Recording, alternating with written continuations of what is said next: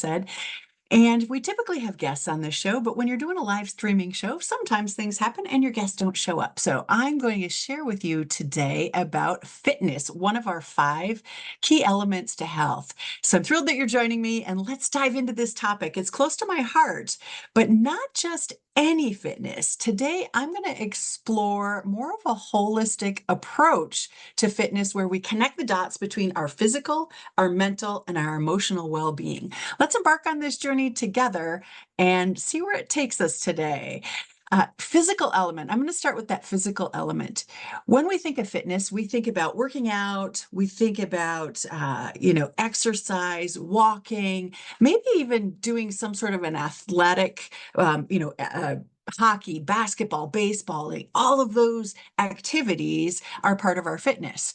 Well, fitness can also come into play with housekeeping or carrying kids around or taking kids to the park and chasing them around. So fitness can fit into a lot of different places with our physical fitness. But I think where we need to start with fitness is physical. Do you have a baseline? Where are you at? I know recently I went to Peru and I've been struggling with breathing. I had a respiratory infection before I went. It was a difficult challenge for me to be climbing and hiking in the Andes Mountains. I was really struggling to breathe. And since I came back, that hasn't gotten much better. So for me, just going for a walk in 100 degrees weather here in Orlando can sometimes be breathtaking because I have this physical challenge right now, and the inhaler only gets you so far. The steroids have only gotten me so far. They haven't been able to zero in on what's going on. So fitness starts with our baseline. What's going on in our body? Where are we starting at so that we know what we can do and what would be an improvement from where we are right now? Have you thought about it that way? Have you checked into and found out what your numbers are? Where are your deficiencies? Do you need more minerals? Do you need more vitamins? Do you need more protein in your diet? If you do, there's easy solutions for that. You can get with a nutritionist. Many of our herbalists and fitness trainers also have training in nutrition. And so we can get those nutritional items that we need to get back to health through our foods, whether it's through herbs or supplements or just the diet that we choose. Diet meaning the foods that we're eating, not diet to lose weight, but diet as defined on what do we consume and take in every day. I focus on that a lot. I have to look at, I recently have been taking care of my mom and dad. And both of them my dad passed in September. My mom's now on hospice. But the last few years for them, looking at their fitness as their body started to decline, there were still things that we looked at for their fitness level, like having them be able to stand up behind their chairs and march in place and breathe and get oxygen into their lungs and into all of their cells, having them, breathe in for a count of 5, hold for a count of 5, breathe out for a count of 5, and then hold that out expanded place for a count of 5. And that's called box breathing. So there are exercises that we can do, again, to get us back to a healthy starting point. When it comes to fitness, we don't have to just jump in and start doing jumping jacks and burpees and running on the treadmill for 30 or 40 minutes. Fitness is a state of mind that gets us to the point where we can be more active. We can go run a marathon. We can go, bike the MS 150 that just happened this past weekend up in Minnesota. But that's not fitness. That's when we're fit, we go after those things. How do we get into fitness and create a balanced workout routine that maybe includes cardiovascular exercise? Building up our capacity to breathe. I did a lot of that before I went and tried to hike in the mountains to just make myself as strong as I could possibly be. Even though I wasn't optimal, I was able to do that. Strength training, when we can't hold up, when we don't have a solid core, our ab muscles, the solid core muscles, or we don't have the strength to do things, just reaching up in the cupboard and grabbing something off the top shelf, we could tweak something in our back and be out of commission for a long period of time. So where do we strengthen our core? Do we do sit-ups and push-ups, or is it just balancing on a ball, one of those balls? And one of the exercises that we start with is just going in a circle on that balance ball and um, contracting our stomach muscles, um, expanding and contracting our stomach muscles to start to build up that core.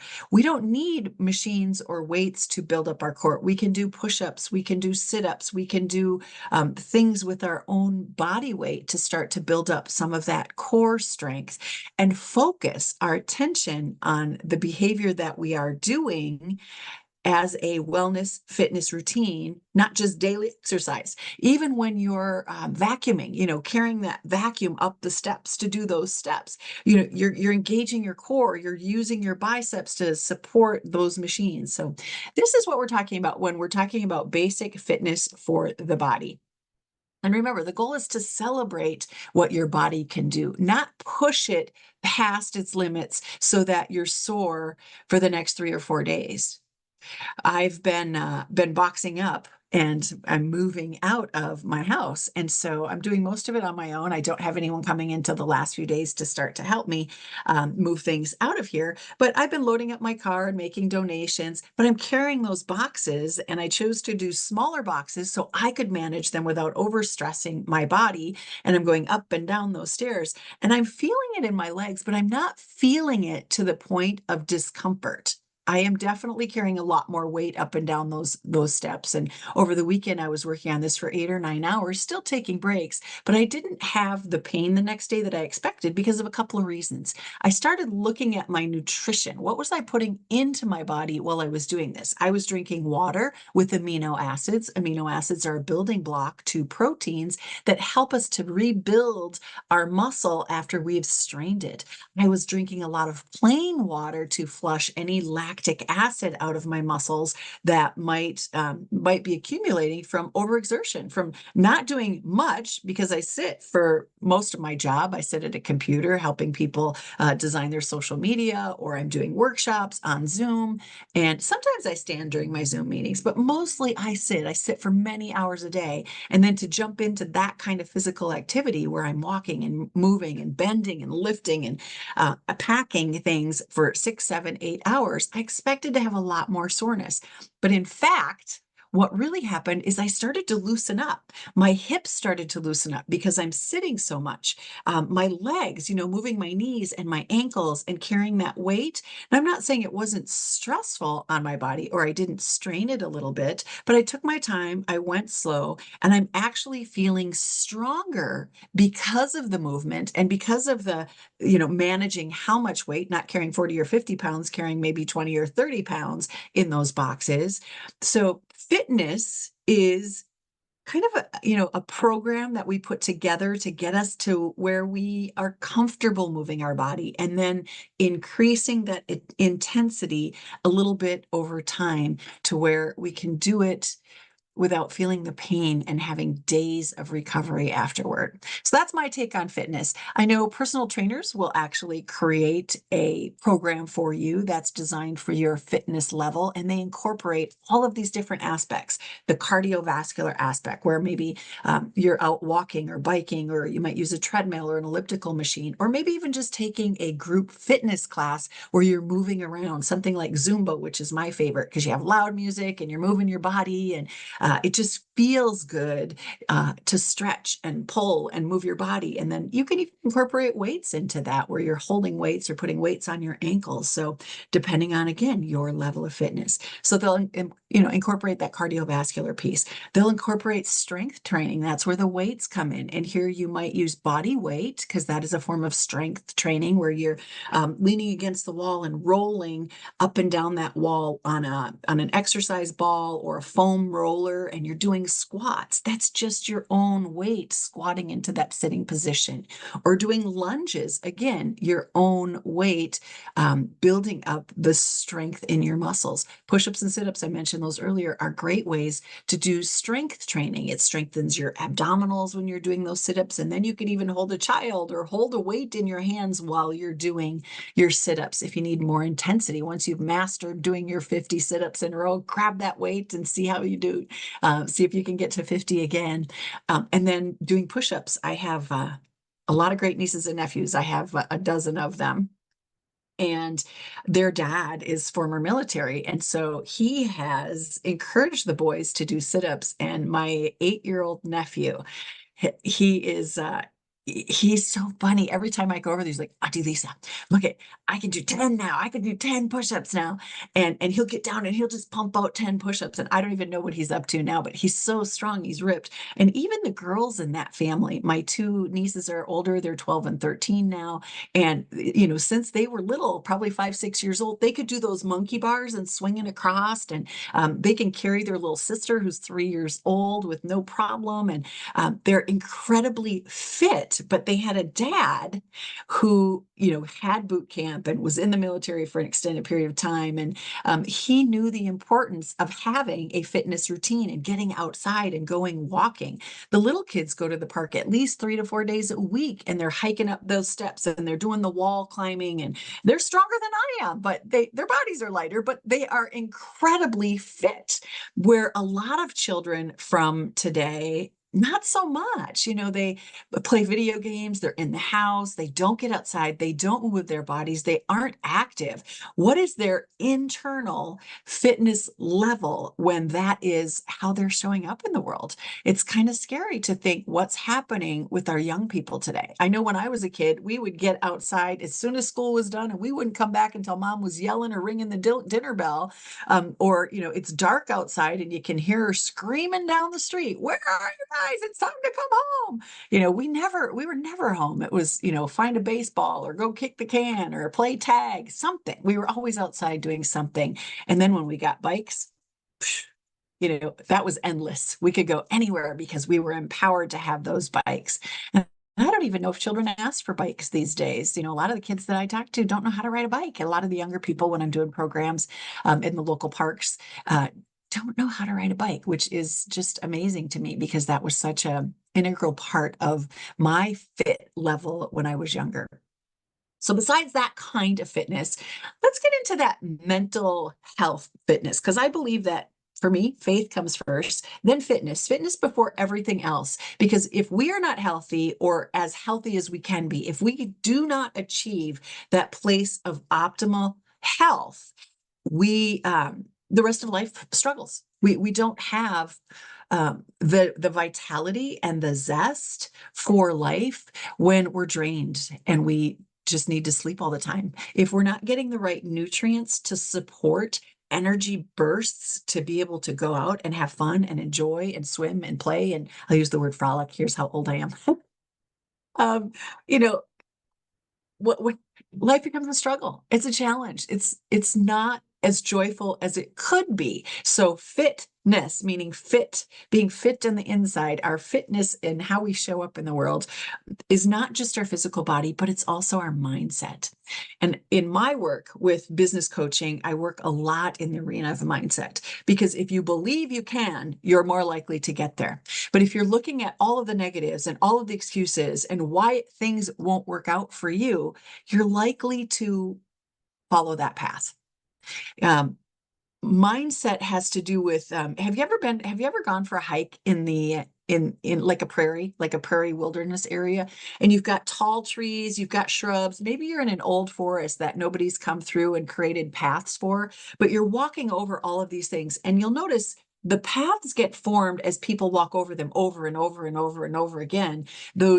Those plants get knocked down, the weeds get knocked down. All of a sudden, you may start seeing dirt because there's so many people walking on that path that it clears the way for us to go. And I think of that in our mindset. When we continue to write the paths in our brain with positive affirmations, with putting notes around your house that said, "I can, I can, I can." When we get up in the morning and use Mel Robbins, high five yourself in the mirror and say, "Girl, you got this." Or Mel Robbins has another one. I'm a huge fan of her. She has these easy, simple tasks that can help us feed our mindset. Another one she has is 5, 4, 3, 2, 1, and you get up and you do it no matter what. No excuses. You just do the countdown. It's like, oh gosh, I really don't want to go clean the house. And it's like, okay, enough. 5, 4, 3, 2, 1, and you get up and you put your shoes on and you go get that vacuum and you start vacuuming. You grab that dust rag and you go start dusting. Even if you only do it for 10 minutes every day, 10 minutes, all of a sudden by the end of the week, you have the whole house clean, or at least you have the living room clean, depending on how messy your house is. But it's the power of the mind. And there's fitness about our mindset. There are exercises that we can put into place. Meditation is a great exercise for the mind. Do you start your day in prayer or meditation or contemplation or setting intentions for what you'd like that day to look like? When we get up, many of us, and I was guilty of this for a really long time, I grab my phone. I grab my phone and I go, what's happening? Do I have any text messages? Did anyone call? Hop on Facebook, hop on LinkedIn, hop on all of those different places. Oh, you know what? I'm going to check my email before I even get out of bed and see, is this going to be a good day or a bad day based on the email that showed up? That's not fit mindset. I'm sorry. If that's where you're at, I would challenge you to maybe do something a little bit different. I started setting a do not disturb alarm on my phone, or it's not an alarm. I guess it's called a focus on the iPhone. I'm not sure what it would be on other devices, but it's called do not disturb focus. And so at 8 p.m. at night, it goes on automatically. I already set it up. So unless you're on my pass through, my all clear list, my phone doesn't ring. It doesn't notify me that anybody has called me between 8 p.m. and 8 a.m. in the morning.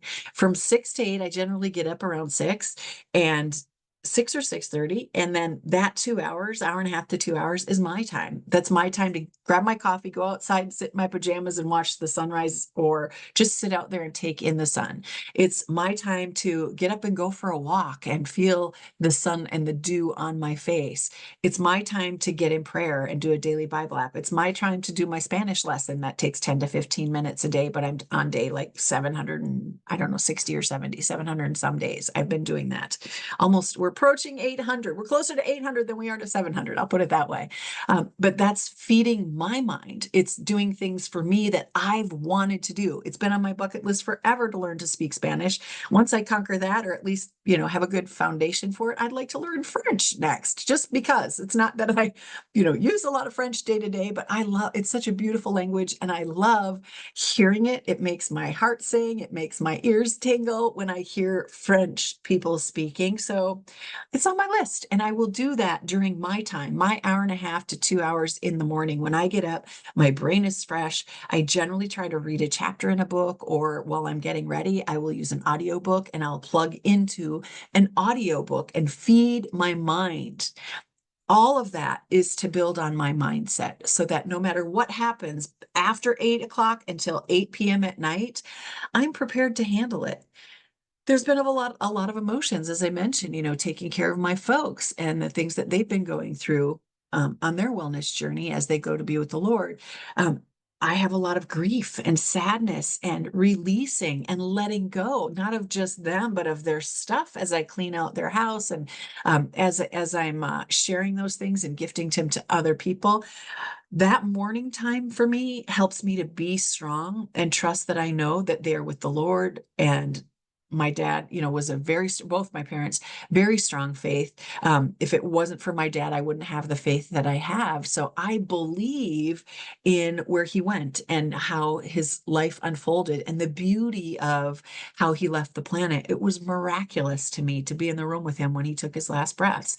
And if I could have been an emotional puddle, and I was. I mean, I really was. I cried for days. I still cry. It's been, 5, 6 months now.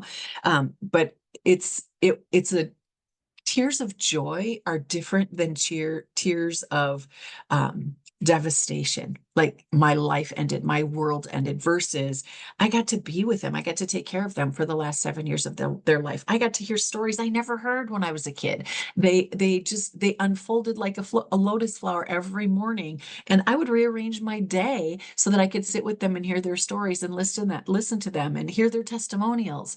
So that's the power of mindset.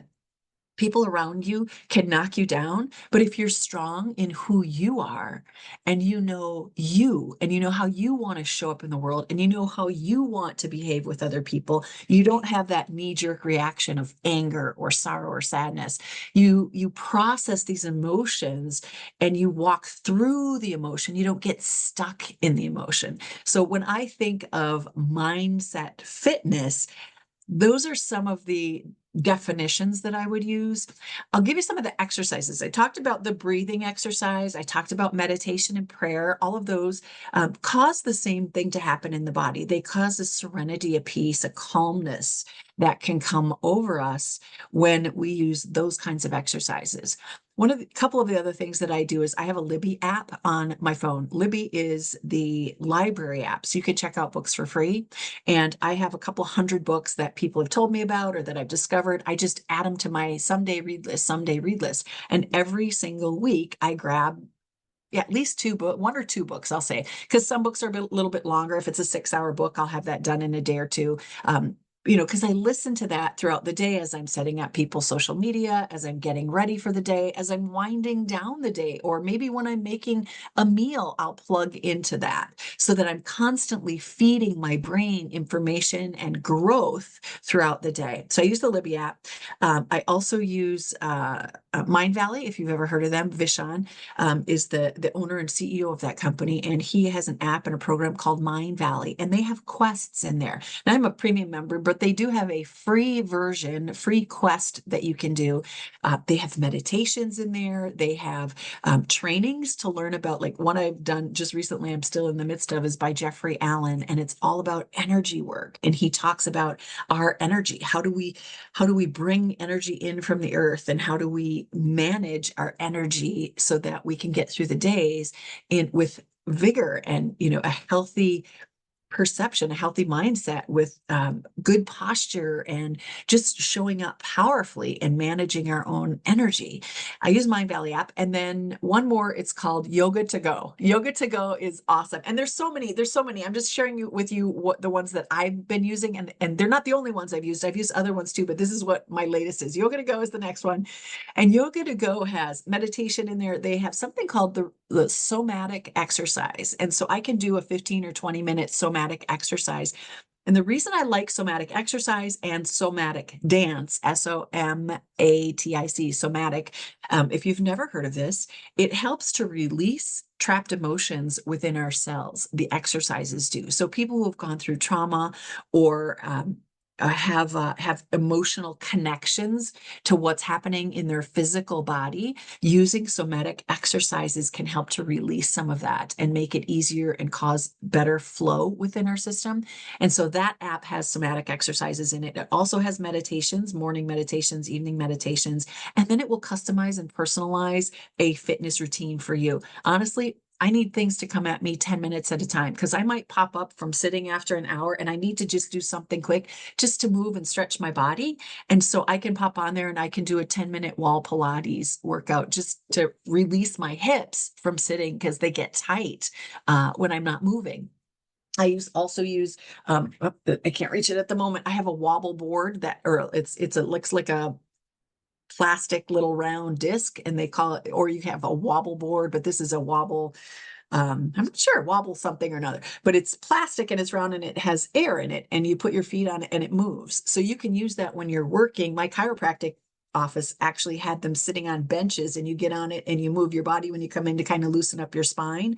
I have one on the floor, so my feet are on the wobble board throughout the day. And again, that's engaging my core, it's engaging my abs, and it's those little things that help with overall fitness. And I don't know why I put that into the mindset piece of it, but I guess because it calms me and grounds me is what I was thinking. When I have my feet on that and I'm moving them, I'm bringing the energy through my body down into my legs. So maybe up here I might be dealing with something stress, but my body is it's stimulating that parasympathetic nervous system and helps to calm and nurture while I'm moving. And right now I don't have it under my feet because when I'm moving, it's not very attractive in Zoom. So I pushed it out and I pushed it a little too far where I can't reach it. So on Zoom, I lean in and I talk with my hands enough as it is. So I don't want to add other movement. Just like doing Zoom standing up, I sway and I dance and I'm moving, and it's very distracting for the learner. So I don't use it necessarily in this spot, but the rest of the day I have that wobble board under my feet, and it's helping me with both my physical and my mental well-being. And then last one is I use it's called Carb Manager, and I love it. It helps me track my food and manage my carbs, protein, and fats, so I can see what my macros are. But again, there's so many of them. Many of you probably heard of FitPal. They're very, very large. I also wear the Apple Watch, and then I can track all kinds of fitness stuff on there. My steps for the day. I can look at what my heart rate is if I'm up and about. Because of that breathing thing, I try to monitor that to make sure that I'm not overexerting sometimes, but yet still building up my momentum to get better. So that's kind of fitness in my perspective. Fitness. Now we're not talking about personal training fitness. Totally different type. Totally different type of fitness where we're going for intense workouts. These fitness ideas are just general fitness. How do we have great optimum health on a day-to-day basis? What kinds of things are we doing to support that so we can show up powerfully with our message, with how we speak, how we can show up for other people, how we show up for our kids? Fitness in that capacity, where we're looking at the body being as healthy as it can, looking at how we're feeding our mind the food that it needs to be happy and joyful, and even through times of challenge, we process and work through those emotions. We don't get stuck. And I'm not saying that that happens quickly. Like I said, my dad passed, and it's been 6, 7 months now. Yeah, 7 months. And he that grieving isn't there. But what I've learned through grief and through if you need to tap into a resource, griefshare.org is a great resource for grief, and they help you to process. They give you some tools and exercises so that you don't get stuck in the grief, but you're able to process that and move through and get to a place of joy.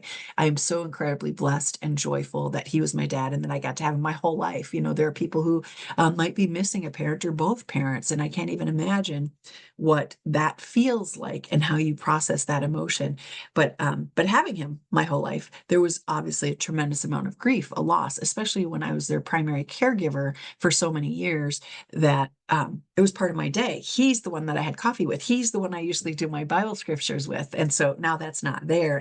And I had to rearrange my schedule. I had to find a way to not give up those joys, but be able to embrace them and step into them in a joyful way. And so that's what that process of being healthy, a healthy mindset is. It takes as long as it takes. Some people will grieve for, months, some people a year, some people many years, and some potentially a lifetime. But is it a healthy grief? And what I've learned through a lot of this grieving process is that the grief doesn't change. The grief is always there, but our container grows bigger so that it's able to, that grief becomes a smaller part of our healthy mental mindset, our strong mindset. That grief becomes less and less. It doesn't change. It's not less. It doesn't go away. I mean, it doesn't shrink it, but our container becomes bigger, and we have the capacity to handle more, to hold more as we age. It's an interesting process. So I'd encourage you to check out that if you are somebody who is struggling with grief and unable to manage those emotions on your own. Medication is always there as an option, but it doesn't need to be the first resort because there are other tools. It's perfectly natural to process emotions, and you can have a healthy mindset. You can have resiliency and build up that resiliency with the help of people and different exercises and tools that are available to us.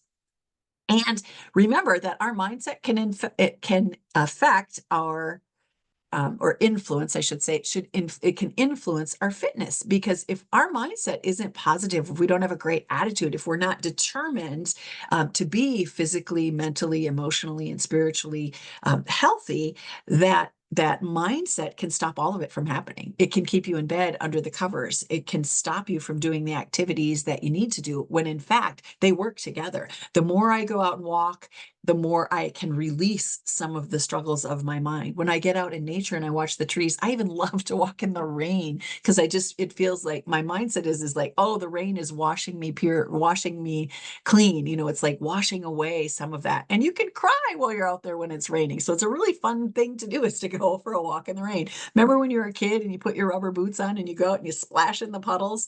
Yeah, that's what it's all about, is finding the joy even in the moments of sorrow, finding the joy even in those moments of grief. That's how I've been able to manage some of that for my mindset and build up my fitness around my mindset.